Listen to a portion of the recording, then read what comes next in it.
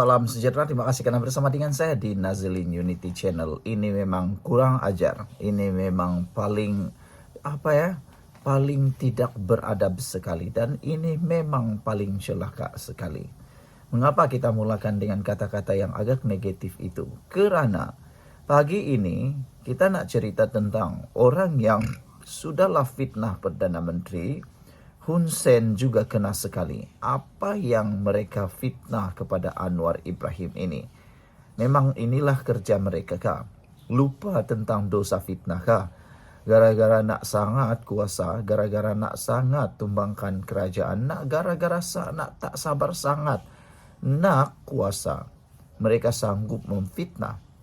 Kita bukan bercakap tentang fitnah terhadap Anwar Ibrahim saja, tapi tindakan mereka yang memfitnah, menabur fitnah tiap-tiap hari. Bahkan penyokong-penyokong mereka juga seakan-akan sudah menghalalkan fitnah. Kesian jugalah penyokong-penyokong mereka terpalit sekali dengan dosa fitnah. Mereka mungkin lupa bahwa fitnah juga seperti membunuh. Saudara, hari ini apa yang dinyatakan sudahlah fitnah Perdana Menteri ke-10 Anwar Ibrahim. Hun Sen pun juga kena sekali. Pengarah Jabatan Kajian dan Polisi Lajnah Penerangan PAS Pusat Nurul Islam Muhammad Yusuf bukan sahaja memfitnah Perdana Menteri Datuk Seri Anwar Ibrahim, malah turut memfitnah Presiden Senat Kambodia Hun Sen. Nurul Islam memfitnah bahawa Perdana Menteri Thailand ialah mangsa Anwar di dalam tajuknya Perdana Menteri Thailand mangsa terbaru Anwar Ibrahim. Wah, ini satu perkara yang memang luar biasa. Bukan datang daripada orang biasa-biasa, tetapi yang mana penerangan Lajna Penerangan PAS Pusat Nurul Islam Muhammad Yusuf. Itulah ada netizen menulis dalam ruangan komen, "Dah tak takut sangatkah dengan fitnah?" Saudara, saya nak kongsikan dengan anda ini terapi imun. Baik, siapa yang ada masalah kesehatan, yang mau sehat dan mau kekal sehat, ini saya perkenalkan kepada anda. Ini terapi imun Transfer Factor for Life. Terapi imun ini meningkatkan daya imun badan kita sehingga 400%. Dengan peningkatan daya imun badan kita, kita sembuh daripada semua jenis penyakit.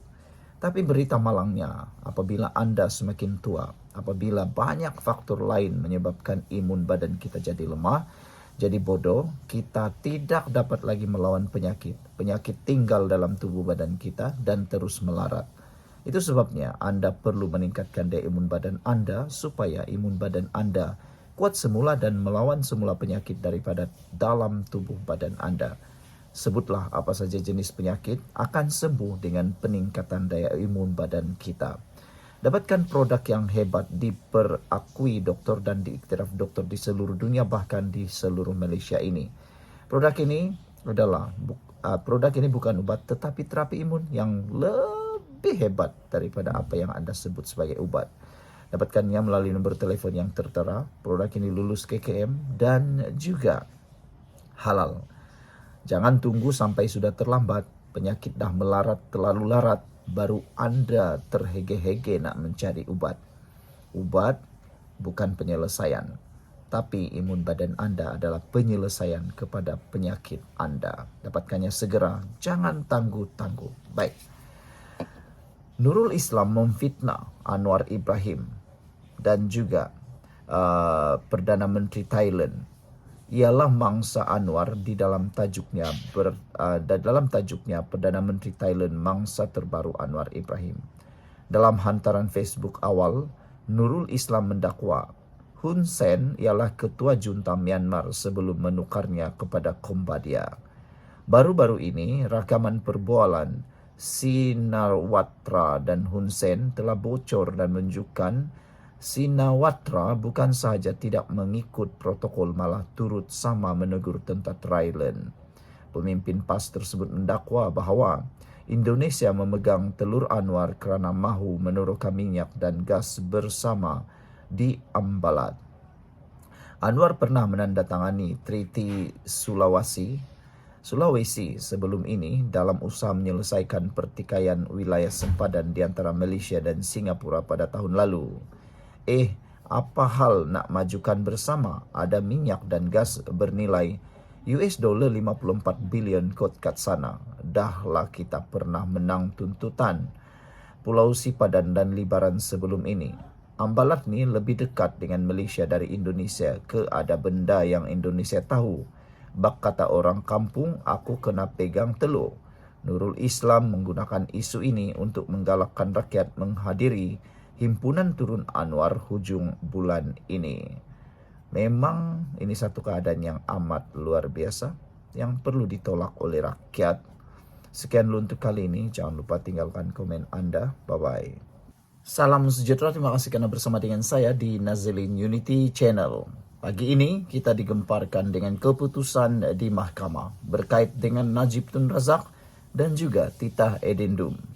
Peguam negara akhirnya dedahkan satu perkara lagi yang pasti akan menjadi tamparan besar dan tamparan ngeri kepada Najib Tun Razak.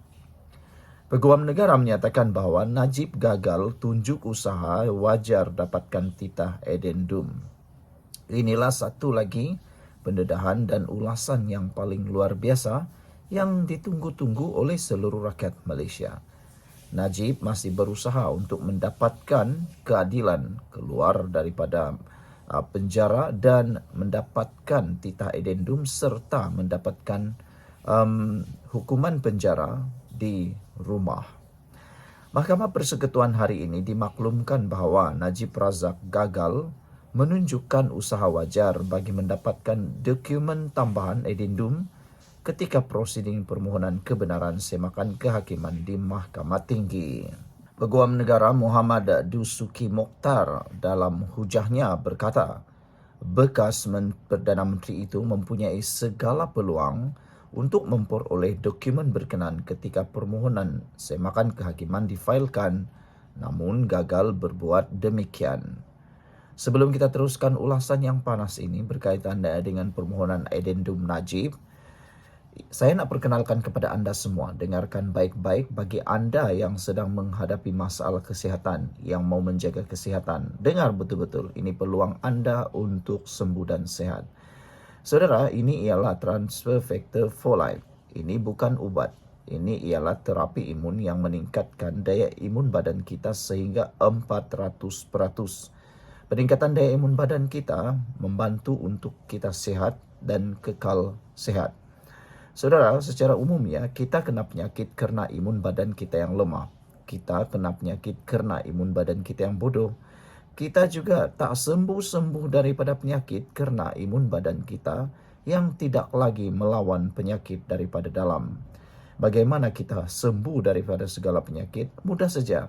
Apa saja yang kita makan yang boleh meningkatkan daya imun badan kita mampu menyembuhkan kita daripada semua penyakit. Jadi, transfer factor folate meningkatkan imun badan, mendidik imun badan, merangsang imun badan dan juga membantu imun badan menjadi bijaksana adalah jawapan kepada masalah kesihatan dan juga memerangi penyakit daripada dalam. Dapatkan produk ini melalui nombor telefon yang tertera dan ingat, nasihat saya kepada anda semua, cepat dapatkannya selagi anda masih mempunyai waktu. Jangan bertangguh-tangguh kerana anda bertangguh, anda akan menderita. Dapatkannya segera selagi anda masih berkemampuan. Dan produk ini, transfer factor ini mempunyai sijil halal, diperakui dan diiktiraf oleh doktor-doktor di seluruh dunia, bahkan di seluruh Malaysia dan juga lulus KKM. Saudara, Titah Edendum berkenan dikatakan telah diperkenan oleh Yang di-Pertuan Agong ke-16 iaitu Al-Sultan Abdullah Riayatuddin Al-Mustafa Billah Al-Shah yang membolehkan bekas ahli parlimen pekan itu menjalani baki hukuman penjaranya di bawah tahanan rumah bersabit kesalahan penyelewengan dana SRC Internasional Sendirian Berhad berjumlah 42 juta ringgit. Dia berkata anak responden iaitu Muhammad Nizar yang juga ex-Kopahang boleh sahaja mendapatkan edendum itu dengan usaha wajar yang munasabah memandangkan dia sering menghadiri mesyuarat dan menghadap Sultan Pahang Al-Sultan Abdullah.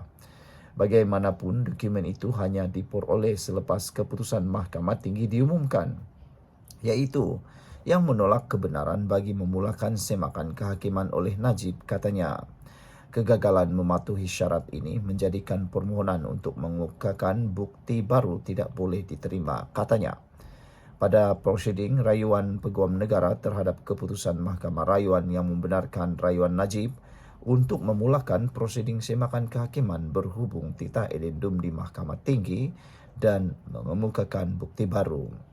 Malah responden juga tidak cuba menghubungi pihak Istana Pahang untuk mengesahkan kesahihan edendum yang didakwa dilampirkan pada peringkat utama bertarikh 29 Januari 2024. Walaupun berada di penjara Kajang, responden dibenarkan menggunakan kemudahan yang tersedia untuk berhubung dengan pihak berkuasa. Dia yang mendakwa kewujudan dokumen tersebut perlu membuktikannya. Dia juga menyifatkan permohonan semakan kehakiman Najib hanya berasaskan kabar angin kerana bukti yang dikemukakan tidak mencapai tahap kebolehpercayaan minimum untuk diterima sebagai bukti baru. Sementara itu, Peguam Najib, mewakili Najib, berhujah bahawa pejabat Peguam Negara sebenarnya sudah mengetahui kewujudan titah edendum itu. Pendengaran rayuan di hadapan panel 3 hakim Mahkamah Persekutuan yang dipengerusikan oleh Hakim Besar Malaya Hasna Mohamed Hashim dan bersidang bersama-sama Zabaria Muhammad Yusuf serta Hanifa Farikula akan bersambung 9 Julai ini. Najib kini menjalani hukuman penjara 6 tahun berkaitan dengan SRC International Sendirian Berhad selepas Mahkamah Persekutuan menolak rayuan dan permohonan semakannya. Sekian untuk kali ini. Jangan lupa tinggalkan komen anda. Jika anda suka dengan komen anda ataupun anda suka dengan isu ini, sila tinggalkan komen dengan tanda pagar kami benci rasuah. Bye-bye.